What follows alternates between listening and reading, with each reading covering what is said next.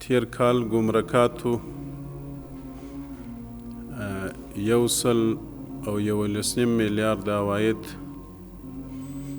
بودیجې ته جمع کړي دي او چې در خپل هدف نه هم زیات شوي دي. خپل هدف یې 1.5 میلیارد و چې دا د مخلصو کسانو او مخلصو مسؤلینو نتیجه وله چې خپله بودیجه د پردۍ د احتیاجاتو نه وساتله.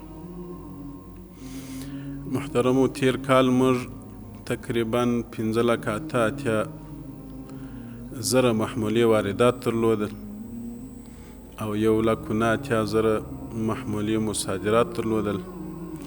50,000 محمولي موږ ترانزیت درلودله چې د تیرو کلو په نسبت یې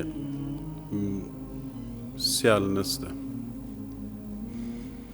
موږ د وارداتو نه تقریبا 4.9 میلیارد عواید راوړي دي، د صادراتو نه 15 میلیارد عواید راوړي دي او د ترانزیت نه مو تقریبا 2 میلیارد عواید راوړي دي.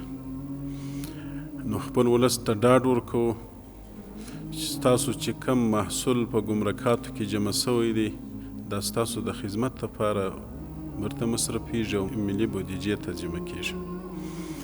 او موږ لکه څنګه چې مو تیر کال دا وعده کړې وه چې انشاءالله موږ به اسلامي نظام ته خدمت کوو، ولس ته به خدمت کوو. آینده هم دا وایو چې ستاسو کمه سرمایه چې موږ ته راکول کیږي دا به هغه حقیقي ځای ته ځي، فساد به نه وي او فساد به د منځه وړو.